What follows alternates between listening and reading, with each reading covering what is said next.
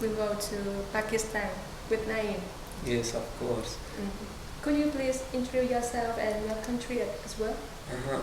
My full name is Naeem Akhtar. I'm here in Sweden for the Master in Engineering, Sustainable Engineering. So, and my Bachelor is in Chemical Engineering. I'm from Pakistan. Actually, Pakistan is in Asia and it's in the South Asia. So, like if you want to know about the geography, so China is in the north of Pakistan, India is in the east, Afghanistan and Iran are in the west side, and Arabian Sea is on the south side of Pakistan. Firstly, I really thank you for your time being here with my instrument. The pleasure is all mine. So, which city you come from? I'm from Peshawar. It's in the north of Pakistan. Pakistan have 5 states. Okay, so I'm from the northern side, and it's the capital city of one of the state of Pakistan. The name of that state is Pakhtunkhwa. So today I would like to know, I would like to have some information and understanding more about your culture and your country as well. This is for people who want to enter Pakistan market, to work there or to do a business there.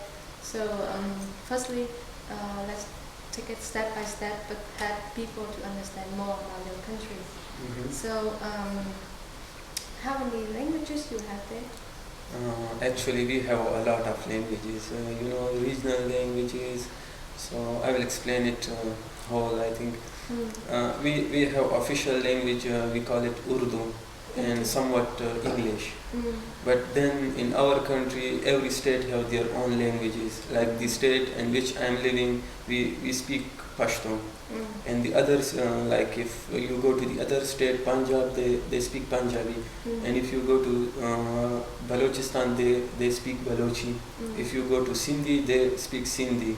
So we have, but inside the state, we have a lot of languages too. Like in my state, if you are here and if you move like 15 kilometers from your place, the language, the dialect changes, and it's sometimes hard for us to understand. But if you just in your state, if you just know the basic language, like my state is Pashto, so it's easy for you for communication. And our state language is like I told you, Urdu. So not a lot, but I think 60-70% people understand Urdu. So it's easier for you to communicate and move around. So the official language is Urdu? Yes, Urdu. And at the school or in business contract or meeting, you use Urdu? It also depends. If in the meeting we have people from foreign countries, so usually we speak English, mostly. But if it inside the country and from different states, we speak Urdu. And if it's regional, like state-wise, so we usually prefer our own regional language. So far, as a local people, do you have any difficulty because of the language? Yeah, somewhat. Like if I'm moving from like 100 kilometers away from my city, so the language is the same. We call it Pashto, but the pronunciation is somewhat different. Like they speak very fast or different words, so it's hard for us sometimes to get it. And you usually ask them, can you repeat what you said, and then they speak it slowly, then we can understand it. Yes, it's kind of difficult for foreigner. Yes, it's kind of difficult. You are good in English, is it right? Yeah.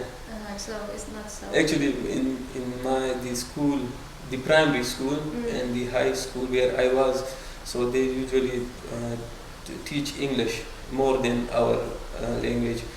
And to be honest, I'm not much familiar about my national language. I'm more familiar and feel comfortable with English more. Wow. So this is. So it's kind of competitive advantages of nation because to cooperate with other countries, so English. Yes, Maybe could like you if you are in big city, metropolitan city, so like our capital Islamabad and our another big city like Karachi, even my the city where I am from. So if you know English a little bit, so it's okay for you. You can communicate a lot, and also like Urdu, so it's good for us. But if foreign investors are coming, they come usually to that cities where they can find more revenue from their business or expand their business, so they usually prefer the very big cities like Karachi and Islamabad. So here almost like 80% can understand English and everything. Okay. So the next point, could you please talk about population? We Is have it diversified? we have a lot of population. I think it's 180 million person. How? 180 million. 18. 180 million population. But it's also we have a lot of refugees from Afghanistan. We also have from India. So it's very congested, crowded type. So we have a lot of population. Very crowded. Very crowded. Yeah. I never know your country is that crowded. So do you think the population can lead to something problem, or how is this Yes, going so far? of course. If we have less resources and we have big population, so it's directly affecting our economy, our everything. We have big competitions, less resources, less schools, less food, and too much population. So it's very hard for us. You have to be you heard of survival of the fittest. So you have to be active and clever to be in that environment and make your life easier for you. But so far the population also lead to the cheap labor cost. Yes, cheap, Do very you cheap. think it's cheap in your country? Yes, of course. It's very cheap compared to compared to Boros or Sweden. Of course. Yes, it's or mostly to it's also cheaper to China. Cheaper? Yes, more cheaper. For example, if a person is working here as a labor, so he can earn 120 kron per hour. Okay, in Sweden. But if it's in our country, they don't pay in hours; they pay daily. So it's Daily. pay daily, on daily basis, not on hourly basis. So it's hardly 40-50 kron. So how if the payment is for daily, so how many hours you work per day? 8 hours. 8 hours. In Boros you have to work for 9 hours because 1 hour is for breakfast and then half an hour for breakfast and half an hour for lunch. But in our country the lunch and everything is included within 8 hours. So officially it's from 9 to 5 you have to work. So for generally talking, do you think what is the reason why they like a country, if they invest to your country and they don't invest in China? Do you think why? Because if you both have the cheap labor cost, so what the difference is between? Actually I am from engineering, but from my own experience I will say something. Okay. It depends also on the environment where you are going to spend, not only the cheap labor. Cost. In our country we have little bit problem with security. Okay, security. In People are not. something? No, it's also like terrorism. Maybe you heard of it. It's hard for foreign investors to spend a lot of money because of the people. They just if they find chances, they can get from you everything. To be honest. Okay. So if you are not the resident of that country and you don't have good friends there, reliable persons, so it's hard for foreign investor to invest in Pakistan. But if you are from that, you are living there, so you know every person, you know their mentality, so you have to be clever, and Like you have to use your brain, know the people, how they treat you, how they will act in different situations. So it's a like problem if you invest in Pakistan, especially with security these days. But I hope it will be okay after some years or after a few years. But actually, I believe that in any kind of people from any country, they also have the good part and the not good part. The thing is, we know how to end them and how to cooperate with them. That's why I am making the interview with you. Okay. Because I think maybe something we can, at the first look, we can see something negative. But if we, like you say, if I build a good relationship first in your country and then I can step in, is that right? Yes, of course you can. These days, the foreign investors are looking for the big cities in Pakistan. Okay, mostly the harbor city, Karachi, because labor is cheap. Also, it's somewhat secure, and it have harbor. So, if you are investing there, you want to start business there, maybe import export or something like this. If you want erect industry, so I think it's a good idea if you are in Karachi. And also if in the we are making another harbor in our country, it's almost comparable with Dubai. It's in the Middle East. Dubai is in the Middle East, and this is in South Asia, our country. So it will compete with Dubai. Like the intellectuals, they are saying that, and mostly this harbor is like they are making one big city there. Okay, so half of the city will be on the sea. So there will be buildings, skyscrapers. So if foreign investors look to this and they find that they can find some if someone is making starting business, so they've started for gain something like for gaining money, earning money. So I strongly appreciated that they start business in that city because it's developing new city, cheap labor, secure, very close to Middle East, Dubai, UAE, Saudi. So a good business, he can make good business relationships with these countries. Interesting. Yes. So far as we're talking, I can see that the first step must be build up relationship. Yes. So could you please give us some idea how to build up a relationship? Like for you and me, it's a coincidence because we study in the same university and we have same friends a lot. But it's not a coincident relationship like I want to shake hand with you and start a business. How to start? If you want to start a business in Pakistan, first you have to visit, visit that place. Visit your family or visit the company? No, just go on visit. Make you can make relationships on internet with companies. It's possible. Okay, just tell them that I want to come and I'm thinking of starting a business. They will okay. Then you can go there, meet them. They will introduce you to the companies. Like for me, engineering. If some foreign investors want to build industry in Pakistan, for example, it's oil refinery, cement industry, leather industry, or sports industry. So they will make internet relationships. Okay, and then they come. They will meet their people. Okay. And go around the environment, look around the market, which is good. Okay, if you are starting industry, they will look that product they are making. Is it reliable? Is it making money? Or if I invest here and I don't have, if it's not good for the market, people are not buying it, so I'm wasting my money.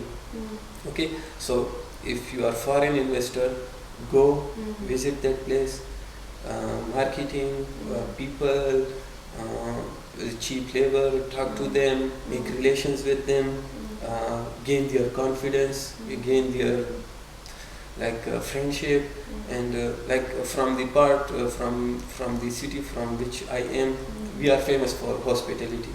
Okay, so you can come there. We will serve you with everything. We will help you. We will like we will arrange meetings for you with experienced persons whom will be reliable. So if like we can do this, so it's up to you. If you find it that it's profitable for you, then you can come and start business. So approximately, how long it should take to build up a sustainable relationship? Actually, it depends on you. But Okay, like okay, if you visit them and gain their confidence too fast, make good friendship relationships Sure. with them, it will hardly take few months, I think, Few or months. 3 or 4, Mm. you know, like To start. to start. And it should be from someone local. Yes, Yeah, a key person. yes. So I think in your country it's really impressed about religion. Is that right? Yes. Could you say something about that? Yeah, we are a Muslim, so we respect more about women, their dignity, their respect as compared to men. Actually, we respect everyone, but we have to respect women more in about their dignity and But how is the percentage of Muslim in your country? I think it's somewhat around 85 to 90%, and the rest are from Hindus, Hindu. Sikh.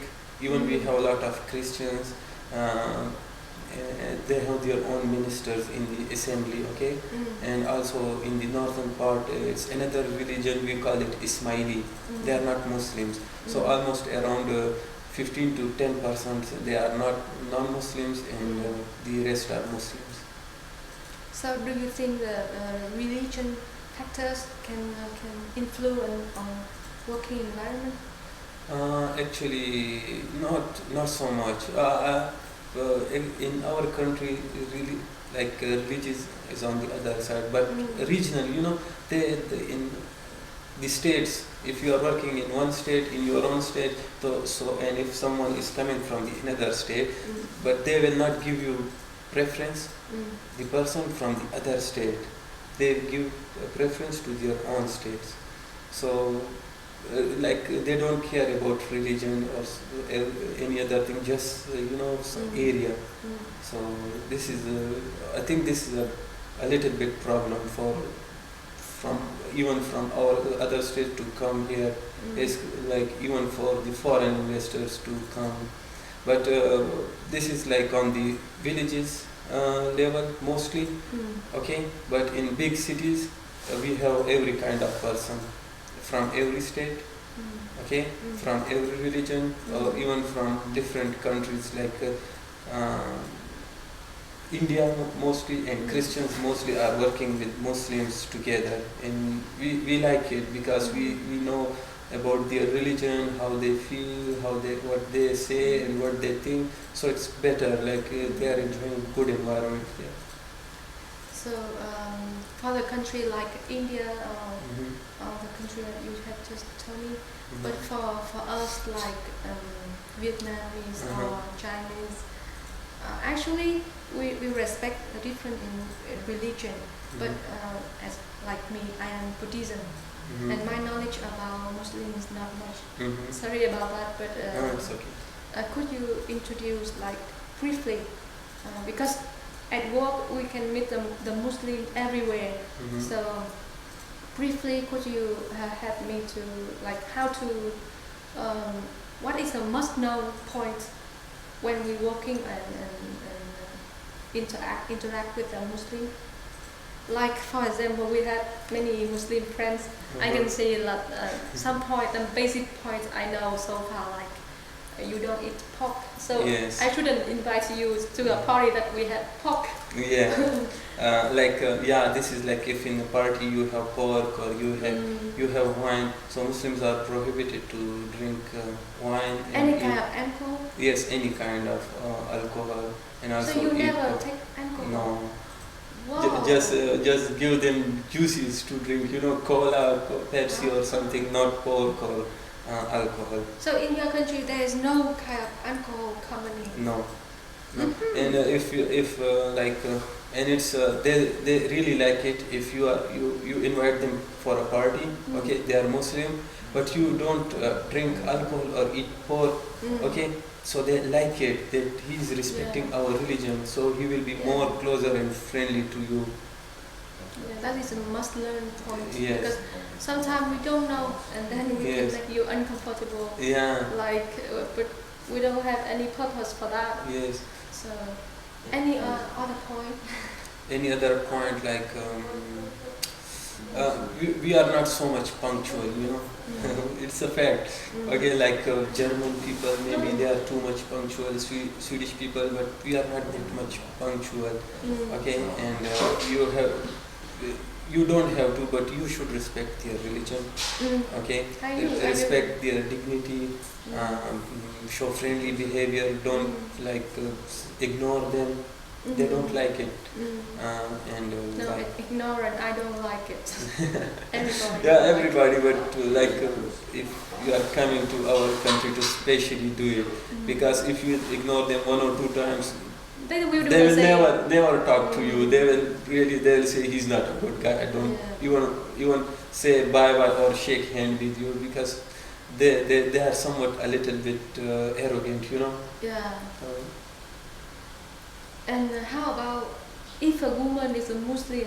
So it's a little bit difficult for a man from another country to cooperate and to show the respectation. Do you have any idea to help us? Yeah, like I told you, like don't be so closer to her, because this is in our religion. Okay. Physically distance. Okay.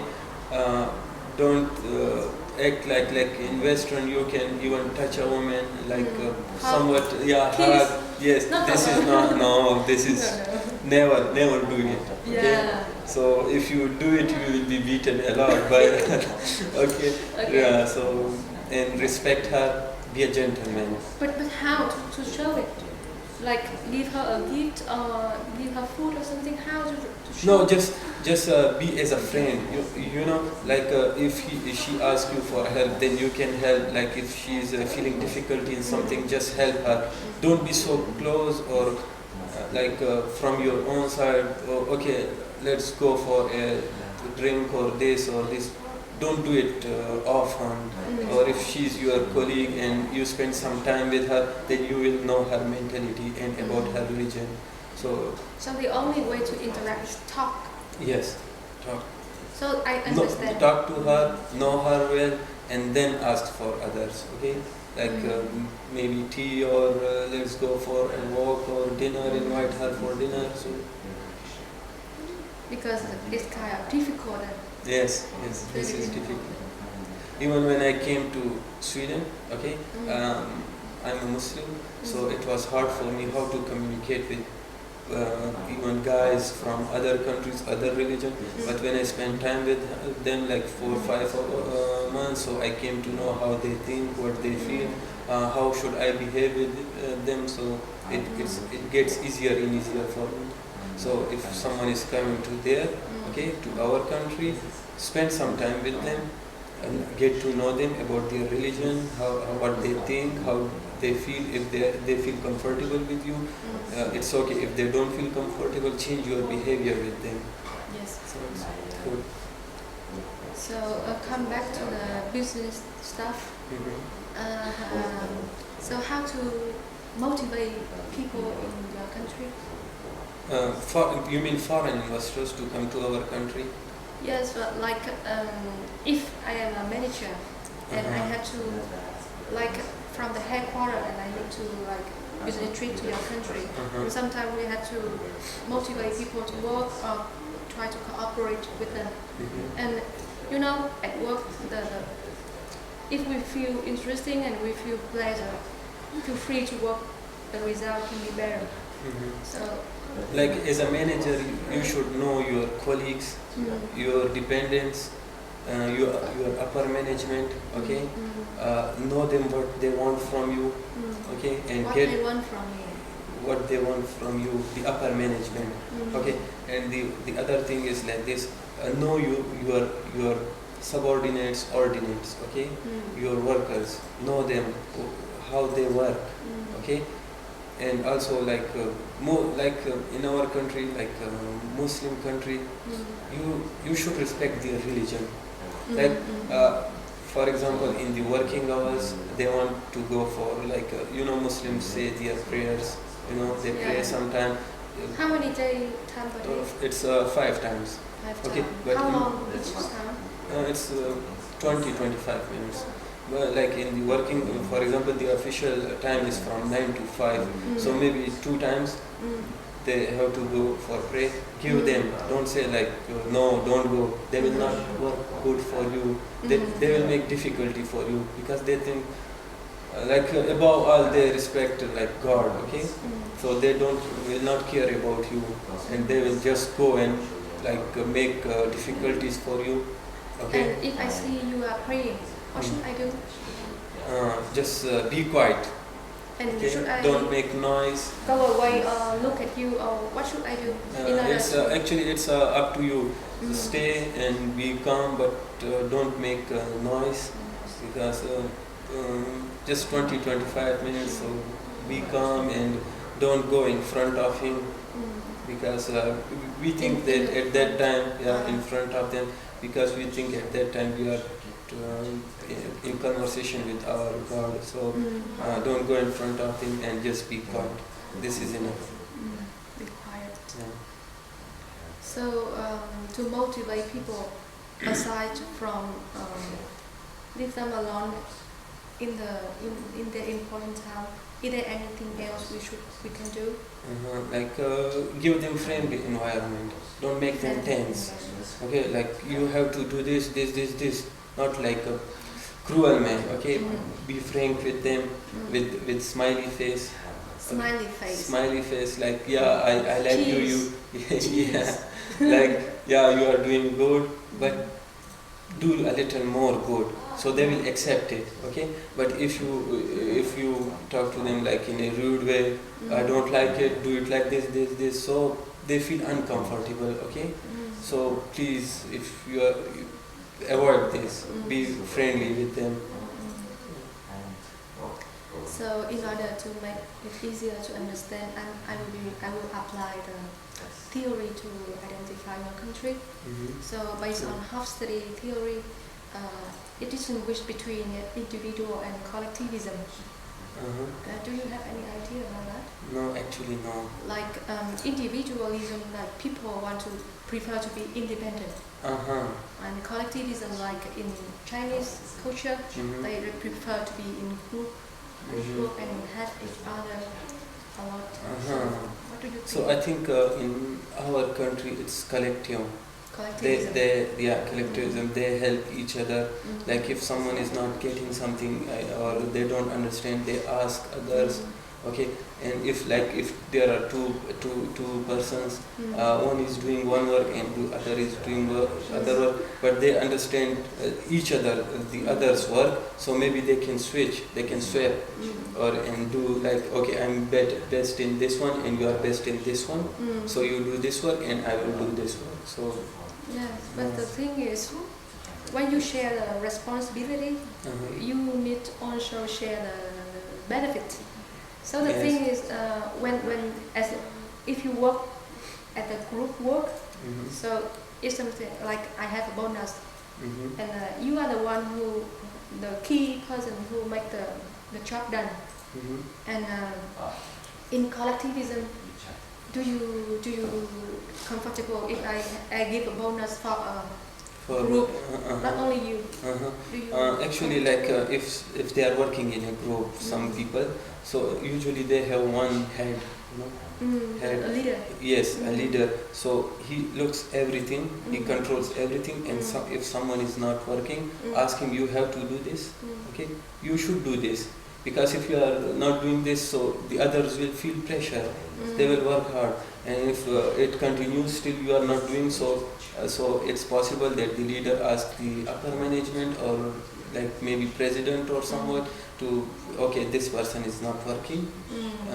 So as a top manager, I give a bonus to a lower manager, and he gonna divide it. Yeah, because like if it's like a hierarchy, okay, step by step. The upper management, the like CEO of the country or of the company or president, he don't know which worker is working, which worker is working where. It comes step by step, and the workers, they are controlled by the like lower management, and the lower management are controlled by upper management and top management or something like this.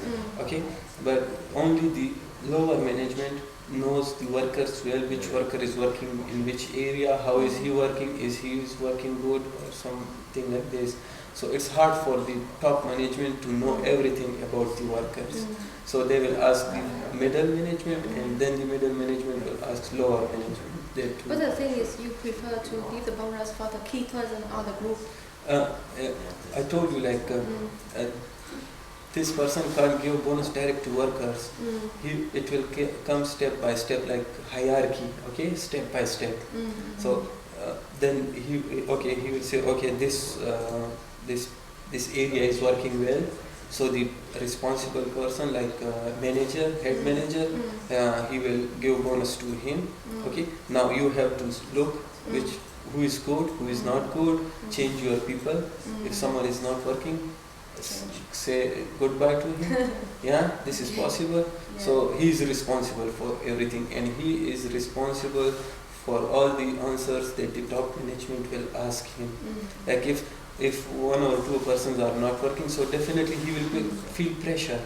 Okay, so definitely if he's feeling pressure, he will kick out that person from his group.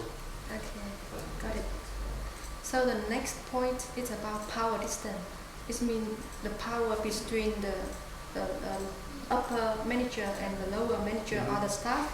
Is it a long distance? Like you can see in Korean drama, you can see like if you are a manager, another person has to shake their head when they see you, or they just call you by the title of your position.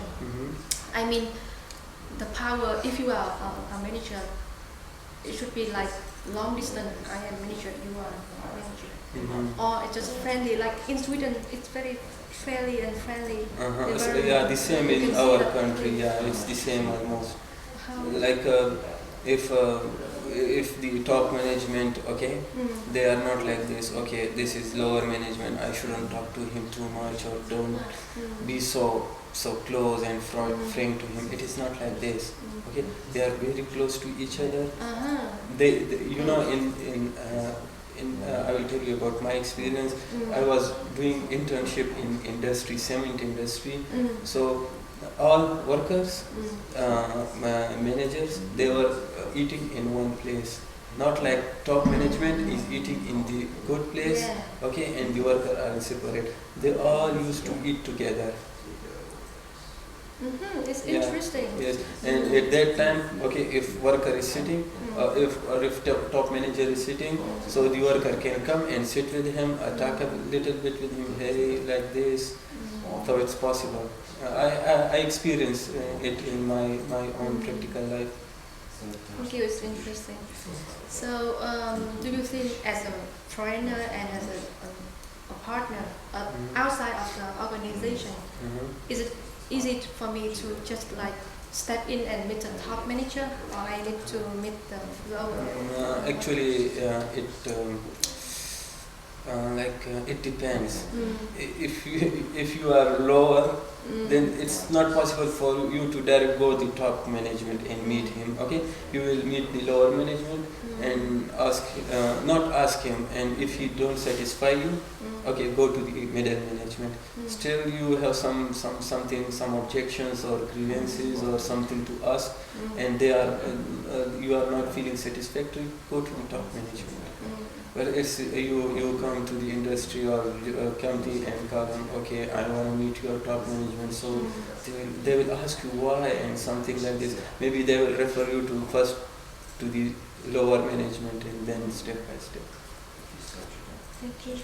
And the next point in Hofstede theory is about uncertainty avoidance. It means like uncertainty avoidance is about how you avoid the thing that you not not like the thing that can be a risk.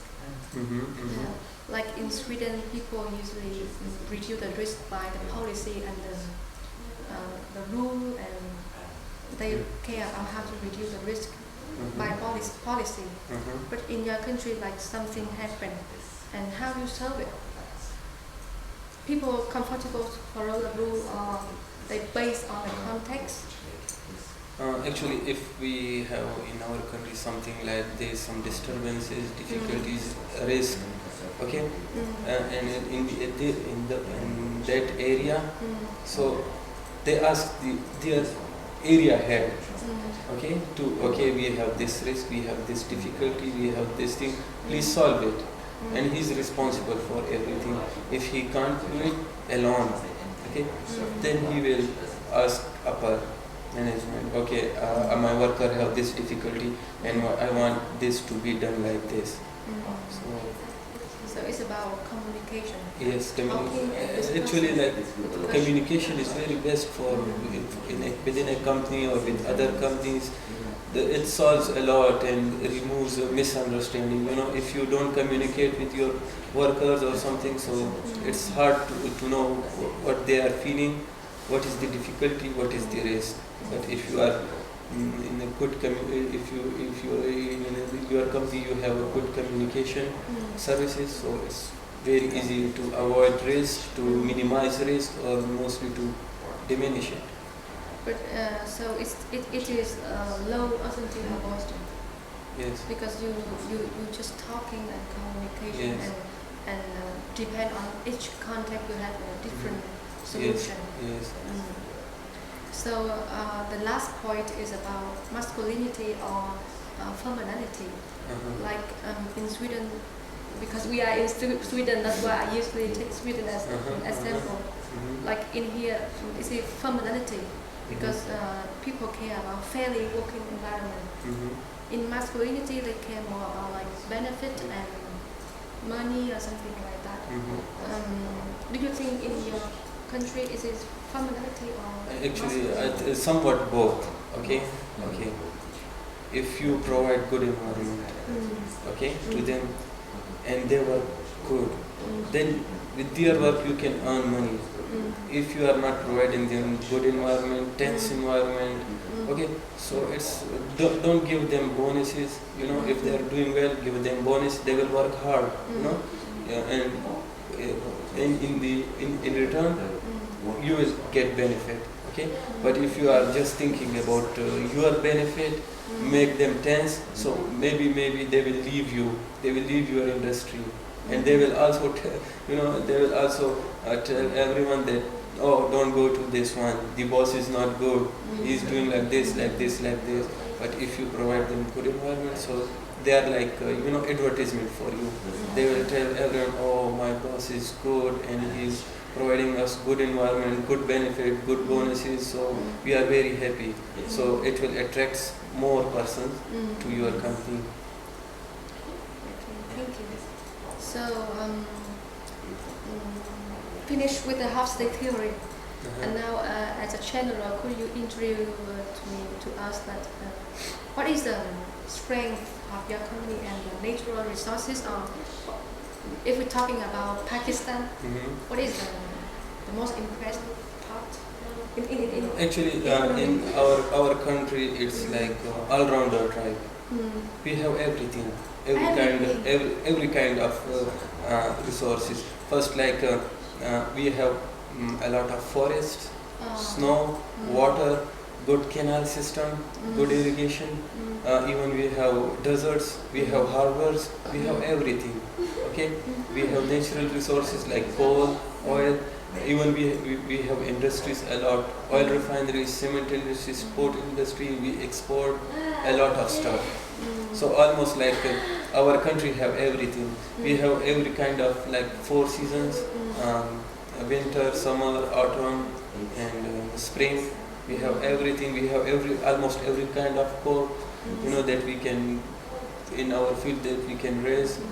So I think we have everything. Great. Yes. So, which you famous with? Actually, we are famous for agriculture goods. Yeah, we export a lot of like rice, tea, cotton, um, uh, jute. If you heard the name of jute. Okay. And fruits, a lot of fruits, apple, oranges, and dates, everything. Even like our country is also famous for surgical instruments. You know, they exported a lot. Even sports goods. They are famous from our country, and we export a lot to European countries, even to Japan, China, to these countries. Great. And we have good transport system, like for taking the goods. Like we have big harbors for ships. We have good train system. We have buses. We have everything. So far, which country invests the most in your country? Actually, as far as I know, I think UK is investing a lot. Yeah. And I know some industries from France also. Okay, mostly oil refineries.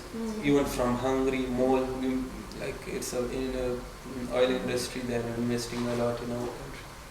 We have coal, so I think some other country, like maybe that need energy from coal, mostly UK.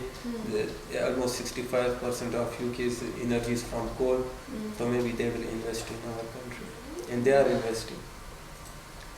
Thank you so much. I think you helped me a lot to understand more about your country, and not only me. I think those who watch this video, and I give them many interesting information and useful information. And now at the last part, 3-minute advertising. Could you say something to motivate your country? Okay, I will just say, like I told you, our country have everything. Well, we have just little problem with security these days, but I hope it will be okay after some months or few years.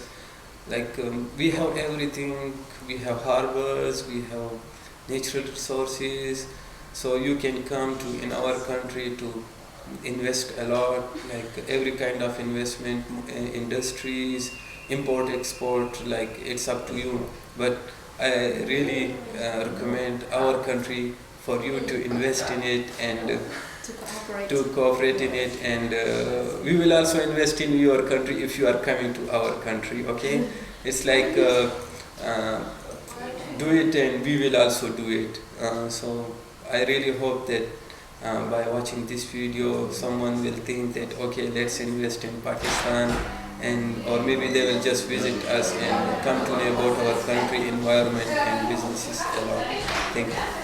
And in the end I want to give something for you. I have a gift for you, and really thank you that you. I think it's you can watch it by yourself, and really thank you for you that you invited me for this interview. Thank you. I really appreciate your time because I don't know that how I make it. I just try my best, but I don't know it's good. No, it was really good. I really enjoyed a lot, and now I know that I know a lot about my country. It's the first time I discuss about my country with someone, so really thank you for your inviting. Thank you. And I'm sorry because I didn't prepare any gift for you. No, it's okay. And I think you are leaving tomorrow to your home, so I think you should say something for your friends or something you like. I will say it later. You know, we spent a lot of time together. Okay, as a friend, so I think you should say something to those friends which are not here. Like they have gone to their countries, to Turkey or Korea, everything. So firstly, welcome to Pakistan. You see, this is Pakistan guy, and he's really friendly and professional. And for myself, he's a really good friend. Helped me a lot when I had trouble without any reason, unconditionally help. So I can see that Pakistan people friendly and really good to cooperate. Thank you. Thank you so much for your time. Thank you so Thank you. much for your gift. Thank you. And I think I'm very lucky when I have a chance to live here and study here and have a group friend, international group. Yes. Turkey, Germany, Pakistan, China, Korea. yeah, Yeah. so many different nationalities. Even Tajikistan. Yes. So thank you so much for everything, and I appreciate for everything happened to my life. Thank you.